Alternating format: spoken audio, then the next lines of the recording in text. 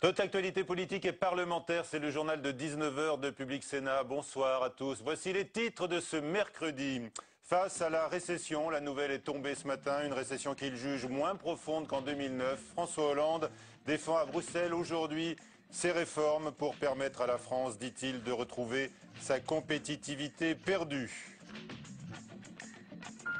L'ancien champion cycliste Laurent Jalabert confesse s'être dopé devant la commission d'enquête sénatoriale dans les années 90 et dans 3 équipes différentes de 3 pays européens. Nous l'entendrons.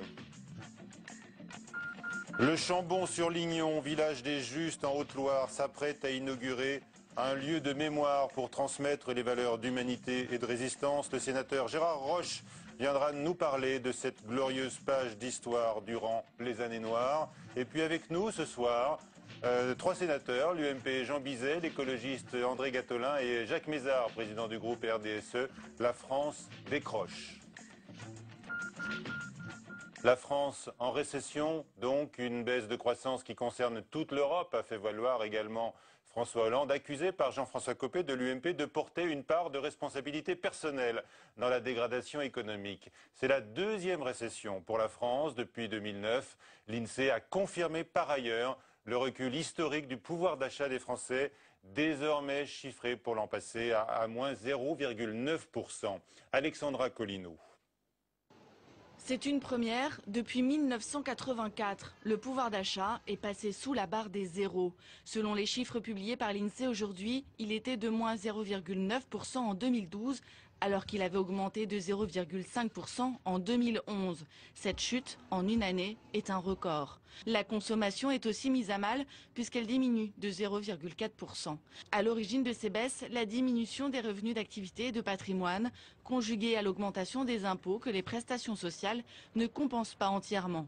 À noter également que les inégalités se creusent. Les 10% des Français les plus riches gagnent 7,2 fois plus que les 10% les plus pauvres, contre 6,6 fois plus en 2005. Et la question du nouvelobs.com, le partenaire du 19 h de Public Sénat. Est-ce que vous ressentez cette baisse de votre pouvoir d'achat? Et vous avez répondu oui à 74%, non à 24%. Il y a eu donc 261 votants. En ce jour de mauvaises nouvelles économiques, François Hollande a donc fait le voyage de Bruxelles, déjeuner avec les membres de la Commission européenne qui attendent, on le sait, des réformes pour assainir les finances publiques. Après le délai de 2 ans accordé à la France, ils attendent également de nouvelles mesures pour relancer la compétitivité. Dernier défi que le président français a affirmé avoir relevé. Sophie Normand. Il ne s'agissait pas d'un grand oral, du moins officiellement. François Hollande rencontrait le collège des 27 commissaires européens pour, dit-il, porter son message de réorientation de l'Europe vers la croissance et l'emploi. Pour aborder aussi la question de l'union bancaire ou encore celle de la politique européenne de l'énergie. Mais pourtant, à l'issue de la réunion, c'est bien auprès de la Commission européenne qu'il s'engage à plus de compétitivité. Nous avons, nous, en France, engagé des réformes de compétitivité. Le pacte de compétitivité, la réforme du marché du travail. Et nous allons continuer. Nous allons poursuivre. Non pas parce que l'Europe nous le demanderait, mais parce que c'est l'intérêt de la France. Enrayer la perte de compétitivité est surtout la condition sine qua non rappelée par José Manuel Barroso pour justifier le nouveau délai de 2 ans accordé à la France jusqu'en 2015 afin qu'elle ramène ses déficits publics sous la barre des 3% du PIB. La France, considérée par certains comme le nouvel homme malade de l'Europe, est sous haute surveillance. D'autant plus que cette réunion à Bruxelles intervient le jour où le pays entre officiellement en récession, avec le recul de 0,2% de son produit intérieur brut au premier trimestre 2013. Les mots sont empreints de souplesse, mais le verdict tombera bien le 29 mai prochain. Là seront déclinées les réformes que nous pensons essentielles. Aujourd'hui même, le président François Hollande, à son initiative, nous a présenté sa vision. Quelles sont les réformes qui ont déjà été entamées et celles où il pense donner plus de priorité.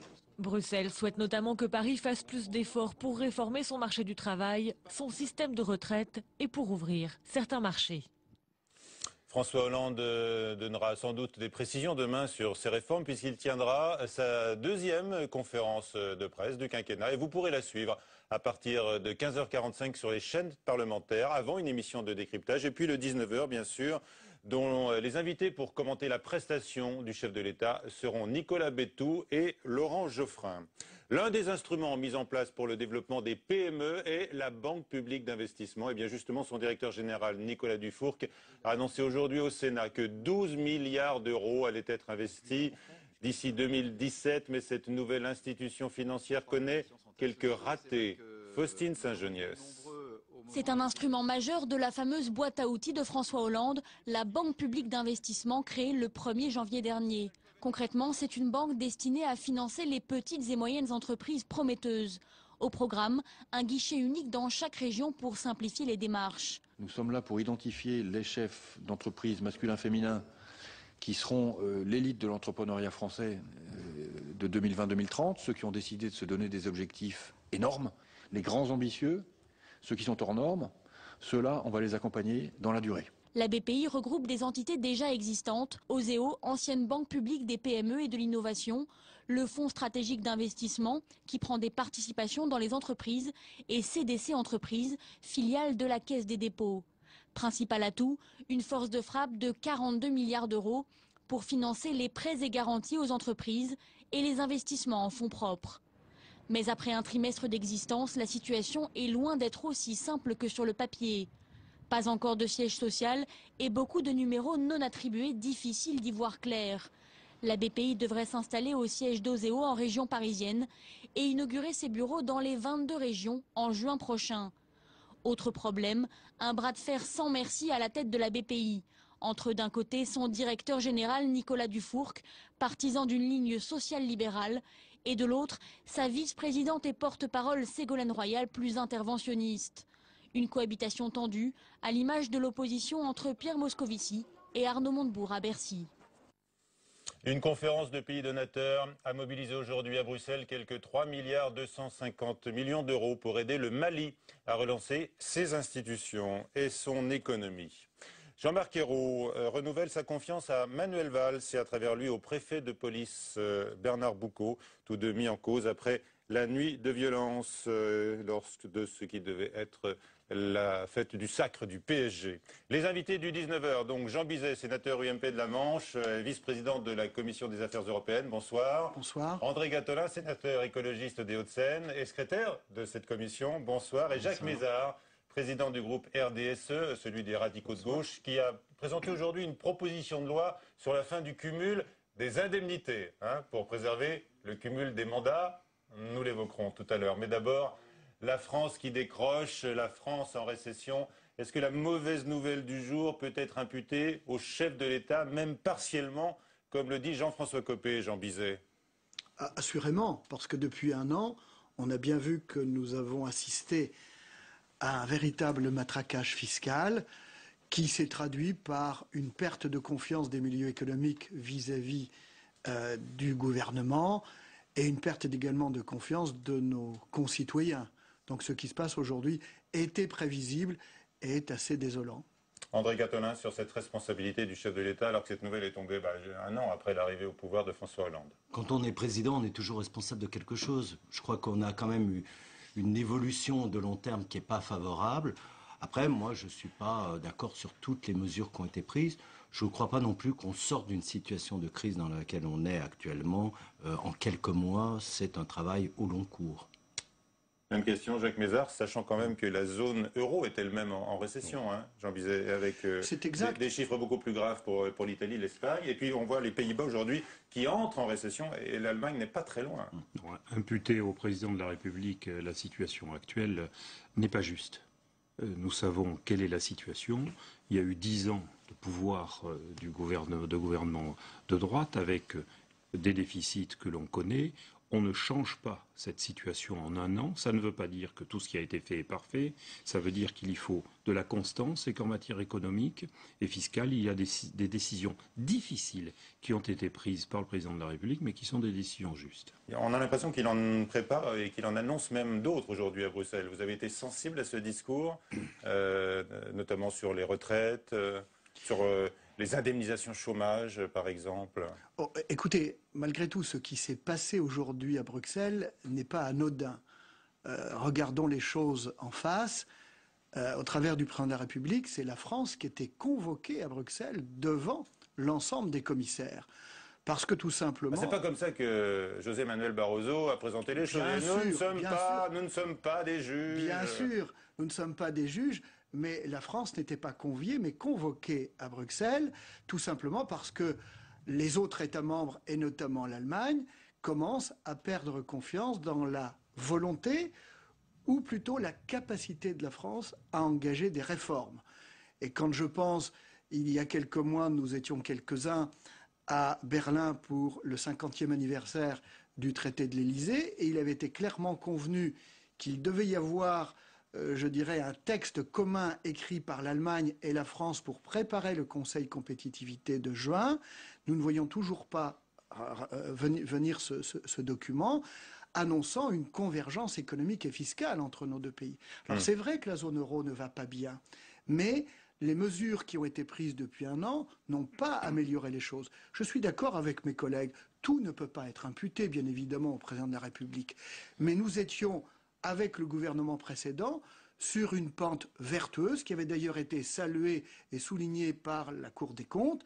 Ce qui est fait depuis un an ne va pas dans le bon sens. Alors Jacques Mézard, j'ai envie de vous poser la question concernant les réformes que François Hollande a défendues aujourd'hui à Bruxelles. Je parlais de la compétitivité, la réforme annoncée des indemnités chômage, de la formation professionnelle également, et donc celle des retraites. Est-ce qu'il peut mener cette politique, François Hollande, aujourd'hui, avec sa majorité?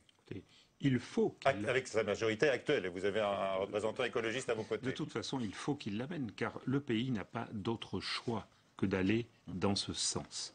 Il y a des décisions urgentes à prendre. Certaines avaient, c'est vrai, commencé à être prises, mais avec retard, il faut le dire très... je crois, objectivement. Puis la crise est arrivée. Et la crise est arrivée, mais je crois qu'il ne s'agit pas de revenir toujours sur le passé, nous non plus. Il s'agit de voir qu'aujourd'hui, des décisions difficiles et courageuses sont indispensables, qu'il y a un problème de compétitivité, un problème de productivité de notre économie. Alors, on connaît les chiffres. Des mesures courageuses. Donnez un exemple. Écoutez, vous venez de citer, de citer par exemple, des points, les retraites. Il faudra se résoudre à cotiser 44,5 comme on dit que c'est l'intention du chef de l'État. Ce n'est pas qu'une question de durée. Il y a un certain nombre de systèmes qui doivent être étudiés. Il faut qu'il y ait une concertation, il faut qu'il y ait un dialogue, mais il est évident qu'on va travailler plus longtemps. C'est une évidence. C'est une évidence, monsieur Gattolin. Moi, je ne sais pas, parce que travailler plus, quand on voit les taux de chômage aujourd'hui à partir de 50 ans... et comment. Non, ce sont surtout les pensions qui vont nécessairement, à un moment, être réduites ou en tous les cas davantage égalisées entre les différents métiers. Non, la question de la rigueur des comptes et de la bonne tenue budgétaire, on ne peut pas la discuter. La question, après, c'est celle des investissements. Va-t-on dans les bons investissements, dans les investissements qui transforment la société? Moi, je trouve qu'on est très en retard sur le numérique, quoi qu'on en dise. Je crois qu'on a une habitude aussi française toujours de rechercher des champions et on soutient les champions. Et on oublie toujours les PME, PMI. On oublie complètement de revitaliser les territoires et pas simplement avec des grandes entreprises selon des grandes logiques traditionnelles, administratives, centralistes françaises. Il faut quand même que là, on ait un vrai fonds d'aide aux nouvelles entreprises, aux nouveaux secteurs, à la rénovation thermique, parce que ce sont des vrais domaines aujourd'hui. L'Allemagne fait énormément. Aujourd'hui, on a appris qu'on est entré en récession. Oui. Monsieur Gattolin, vous n'êtes pas, vous, partisan de la décroissance. Vous vous réjouissez pas. Vous voulez le retour de la croissance. Non, mais c'est une question importante. Non, évidemment, moi je suis... C'est une grande question. Mais moi, je suis pour une croissance qui soit bien répartie et qui soit contrôlée. C'est-à-dire qu'on ne peut pas rêver d'un pays qui se développe à 10% de croissance tous les ans, sauf si on en rattrapage. Non, on en est très loin, ça, évidemment. Jean Bizet. Je voudrais faire deux remarques. Il y a quand même deux chiffres, moi, qui m'interpellent énormément, qui sont ceux qui sont d'abord annoncés par la Commission européenne. La France va rentrer à horizon 2014 à hauteur de 57,2% de dépenses publiques, c'est-à-dire presque 7% de plus que la moyenne européenne. Cela, je suis désolé, c'est comptable. Le deuxième point, c'est que la charge de la dette, donc les intérêts simplement de la dette, là aussi en 2014, et ce sont des chiffres de la Commission, vont arriver à 96% du PIB. Donc le problème, c'est que François Hollande, qui a caracolé, si vous voulez, il y a pratiquement un an, en disant que le TSSG, il allait le reviser, etc. et tout, et qu'il allait... Le traité budgétaire européen. Voilà, et qu'il allait avoir une politique, je dirais, différente. On allait voir ce qu'on allait voir. On a vu, si vous voulez. Je suis désolé, bien sûr, mais les premières mesures qui ont été faites ne vont pas dans le bon sens.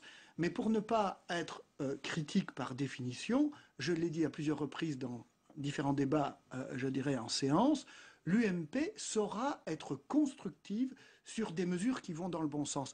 Et sur les retraites, je ne vois pas pourquoi notre parti ne les voterait pas, les mesures, si elles sont courageuses, parce que ce ne sont pas des mesures qui sont de droite ou de gauche. Celles que vous aviez prises il y a quelques années sont déjà obsolètes. Donc mais on le savait très bien, parce qu'on a fait simplement bouger le curseur, et Dieu sait si ça a été difficile. Et nous avons eu en face de nous tous les partis de gauche. Donc moi je le dis, si les mesures qui sont proposées pour précisément sauver la France, nous les voterons. Nous les voterons. Mais la réduction des déficits, c'est quelque chose qui est absolument indispensable. Le président de la République a eu, à ce niveau-là, une politique très claire, très courageuse, qui ne peut pas produire des effets immédiatement, mais nous savons tous, quels que soient les bancs, qu'il faut aller dans ce sens-là et que ça va demander quelques années. Je trouve le RDSE très aimable ce soir. Mais nous avons l'habitude d'être aimables. En tout cas, d'essayer de faire la part des choses. La question aussi de la France, parce que moi, j'ai jamais entendu François Hollande disant pendant la campagne qu'il allait relancer l'économie française. Il veut la relance par l'investissement au niveau européen. Et là, l'erreur, c'est qu'il n'a pas trouvé d'alliés. On espère aujourd'hui, avec Enrico Letta, le nouveau président du Conseil italien, que la France soit en mesure d'établir, comme l'a fait l'Allemagne avec d'autres pays, avec la Suède, les Pays-Bas, un autre discours, une autre politique qui soit plus portée effectivement vers l'investissement productif d'avenir de l'Europe. Parce que à force de couper les budgets et les moyens, effectivement, on n'aura jamais de reprise. Allez, on parle en un mot sur la fin du cumul des indemnités. Jacques Mézard, donc c'est la réponse du groupe que vous présidez, le RDSE, au débat sur la fin du cumul des mandats qui a été annoncé par François Hollande. C'est votre riposte du jour? Ce n'est pas la réponse. Nous estimons, nous, qu'il est tout à fait déplorable que l'on confonde dans l'opinion, et certains en ont rajouté, la question du cumul des indemnités et la question du cumul des mandats. Ce sont deux choses différentes. Nos concitoyens, à juste titre, sont opposés au cumul des indemnités, à la recherche de mandats qui se cumulent pour obtenir des indemnités. Parfois, ils sont opposés au cumul des mandats tout court. Non. Ça arrive aussi. Beaucoup moins parce que justement, il y a une confusion qui est entretenue. Quand vous êtes dans une ville, eh bien moi je vous dis que les électeurs sont contents que leur maire soit parlementaire, soit sénateur, soit député. Et ils le disent. Alors ils vous diront en même temps qu'ils trouvent que c'est pas bien pour d'autres, ceux qui ne sont pas chez eux. Mais il y a là une confusion qui est tout à fait évidente et nous avons voulu, par ce texte, montrer clairement la différence. Alors, messieurs, que pensez-vous d'un mot on ne va pas refaire tout le débat, mais que pensez-vous d'un mot de cette troisième voie proposée par les radicaux de gauche? Monsieur Gattolin. Tout ce qui va dans le bon sens, on le votera. Nous, on veut aller vers l'arrêt du cumul des mandats. Mais moi, je pense que c'est d'abord une discipline personnelle. Je pense que c'est aux élus de voir, moi, ma capacité. Je ne peux pas faire plus qu'un mandat de parlementaire. Bon, l'écrêtement des indemnités existe déjà. Alors que l'on clarifie davantage... Et là, ce serait plus radical. Ce serait vraiment la fin du cumul total des indemnités. Mais de toute façon, il y a un écrêtement aujourd'hui, ça existe. Mais que l'on clarifie les choses, moi, ça ne me choque pas. Et j'abonde dans le sens de M. Mézard. Je crois qu'il ne faut pas non plus que nous ayons des parlementaires totalement hors sol. Avoir une modération, être député-maire, être sénateur-maire, c'est pas mal. C'est pas mal non plus pour légiférer. Allez, on verra la suite de cette proposition de loi. Jacques Mézard, merci. Monsieur Gattolin, Monsieur Bizet, merci d'avoir été avec nous ce soir. Si l'audition de Richard Virenque s'est déroulée aujourd'hui à huis clos, comme d'ailleurs celle il y a quelques semaines du footballeur Didier Deschamps, celle de Laurent Jalabert a été publique et l'ancien champion cycliste qui fut notamment sacré meilleur grimpeur du Tour de France dans les années 90 a reconnu aujourd'hui devant la commission sénatoriale avoir pris des produits dopants dans le cadre de ses équipes successives. On l'écoute. Parfois, il a fallu faire face à des situations où il fallait traiter des problèmes alors qu'on était en compétition, et cela requérait que l'on ait recours à un produit interdit, à condition d'avoir une autorisation médicale. Il y avait ces fameux carnets de santé, et quelquefois, effectivement, j'ai fait usage donc de produits parce que c'était nécessaire pour des lésions qui étaient avérées. Nous étions soignés. De quelle manière aujourd'hui, est-ce que je peux dire que c'était de façon illégale? Je n'en ai pas la certitude, pas plus que j'ai la certitude que c'était de façon vraiment légale. Voilà, Laurent Jalabert qui avait mis fin à sa carrière de sportif, cycliste professionnel en tous les cas, en 2002. C'est un coin de terre, un plateau situé à 1000 mètres d'altitude en Haute-Loire qui symbolise le courage et la résistance à la barbarie. Les habitants du Chambon-sur-Lignon se sont mobilisés en effet face à l'occupant nazi pour sauver au péril de leur vie des enfants juifs. Et après avoir reçu, il y a quelques années de cela, le diplôme d'honneur des justes, eh bien, le Chambon va accueillir dans quelques semaines un lieu de mémoire. Nathalie Guillouard. Grâce à ce couple, le pasteur André Trocmé et sa femme Magda, le village de Chambon-sur-Lignon est entré dans l'histoire. Au péril de leur vie, des milliers de juifs ont pu être sauvés. Nous ignorons ce qu'est un juif. Nous ne connaissons que des hommes. C'est la réponse d'André Trocmé au préfet qui lui annonçait un recensement des juifs sur le plateau du Chambon. À partir de mai 1941, juste avant les premières rafles, s'ouvre la maison d'enfants La Guespie ou bien celle des Grillons. Des refuges où les enfants ont pu être éduqués, élevés, mais surtout sauvés. En dépit de la tragédie de la guerre, chaque témoignage d'enfants est plein d'espoir. Les Chambonnais ont toujours partagé avec nous tout ce qu'ils avaient, aussi peu que ce fut. L'un d'entre eux m'a dit un jour que même s'ils avaient encore moins, ils auraient demandé de pouvoir accueillir plus encore de réfugiés. Des enfants comme François Lévy ont pu cacher leur identité, protégés par tous les habitants, fermiers, artisans et instituteurs. Aujourd'hui, face au temple de Chambon-sur-Lignon, une plaque commémorative rend hommage aux habitants du plateau, où le souvenir du juste restera pour toujours.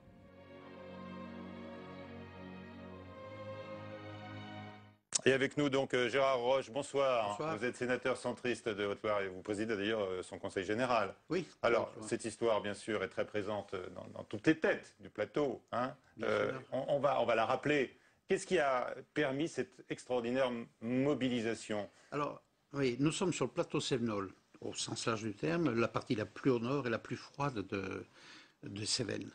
Une région un peu dure qui a versé dans le protestantisme au XVIe siècle, qui a vécu les persécutions sous Louis XIV au moment des dragonnades et de la révocation de l'édit de Nantes. Et de ce fait, les gens sont arrivés après une longue persécution, un esprit de tolérance et d'accueil qui, peu à peu, les a amenés à tout un tas d'actions. Il y a eu des actions d'accueil des enfants en difficulté avec des œuvres au XIXe siècle du pasteur Louis Comte qui avait fait l'association des enfants de la montagne. Plus loin, après, il y a eu même christianisme catholique qui s'est marqué avec les bergers des Cévennes, ça s'appelait, c'était l'accueil des enfants en difficulté.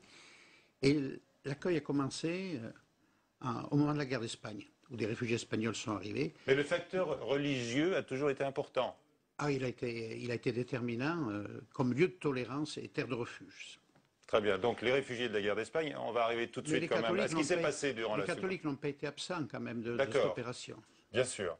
Alors, en parlant de ce qui s'est passé avec ces enfants juifs. Alors, dès les accords de Munich, le maire du Chambon-sur-Lignon a lancé un appel, il s'appelait Guillaume, a lancé un appel à ses administrés en disant « Préparez-vous à recevoir des enfants ». Alors, ils ont commencé à arriver, à recevoir Et tout a vraiment commencé en 1942, après la rafle du Veldiv, où les enfants sont arrivés, et les chiffres d'enfants qui ont été sauvés varient un peu suivant les historiens, mais c'est entre 3 et 5 000.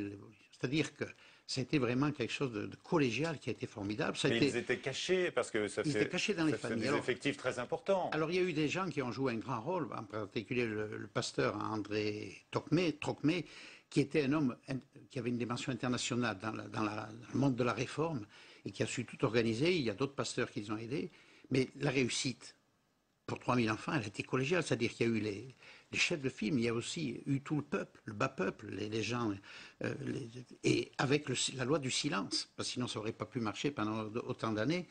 Et donc c'est 3 à 5 000 enfants qui ont été sauvés. C'était quelque chose d'absolument extraordinaire. Et cette loi du silence a permis bien que les rafles n'aient pas l'effet escompté par l'occupant. Oui. Avec une exception, je crois. Une exception, oui. Il y a eu une exception. Mais enfin, on va parler de ce qui est... Bien sûr, de tous ceux qui ont été sauvés. Oui. Et cet esprit de tolérance, il existe encore aujourd'hui. Je veux dire, comment il s'exprime?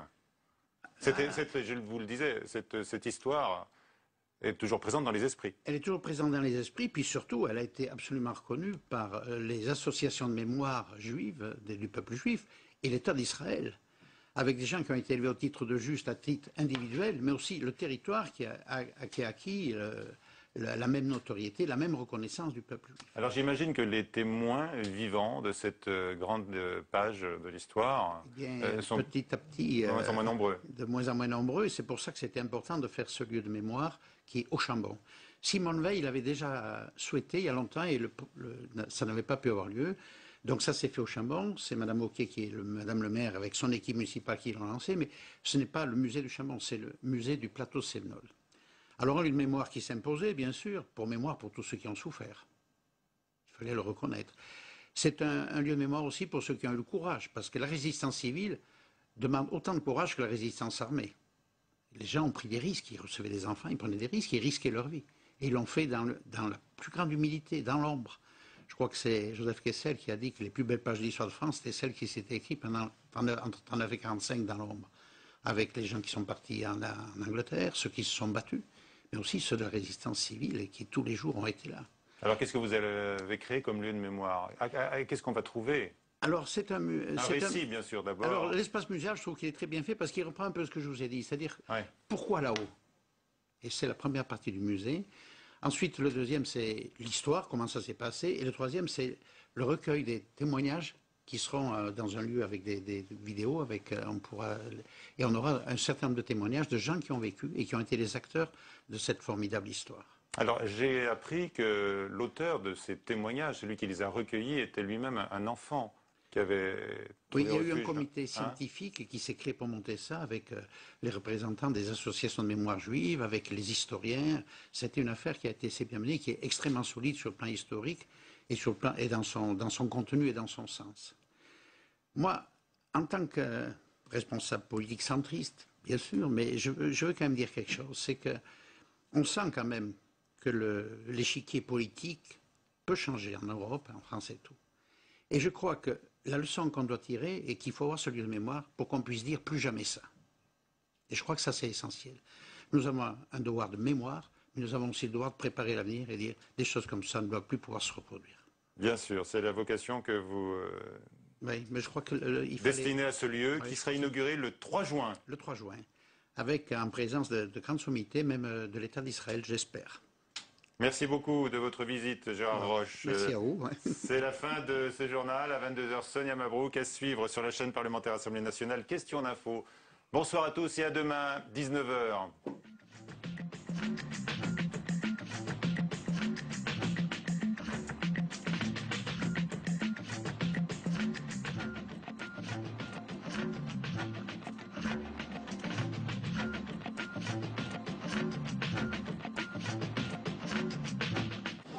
Bonsoir. Bonsoir. Est-ce que vous savez quand va arriver François Hollande? En France, on dit qu'il manque de charisme, mais à l'étranger, il n'en a pas du tout. Peu charismatique, passe-partout. Les humoristes sont-ils particulièrement durs? Avec François Hollande, quels traits de son caractère mettent-ils en avant et quelle image donne-t-il d'un pouvoir en pleine tourmente? Cette semaine, nous déshabillons en tout bien, tout honneur, les marionnettes, pastiches et caricatures de François Hollande et de ses amis socialistes. Déshabillons-les, ce soir à 22h45 sur Public Sénat. Se renseigner sur les programmes. Voir ou revoir les émissions. Suivre le fil d'information politique et parlementaire. Pour vivre la politique en temps réel, connectez-vous et réagissez sur publicsénat.fr. S'attaquer à moi, c'était comme s'il s'attaquait à toute la génération Ikea. C'est une véritable chasse aux entrepreneurs. En Russie, la libéralisation de l'économie a fait émerger une classe moyenne qui rêve d'argent et de démocratie. Mais la vieille oligarchie règne en maître et n'hésite pas à poursuivre en justice ceux qui pourraient gêner son pouvoir. Les prisons russes, samedi à 22 h sur Public Sénat.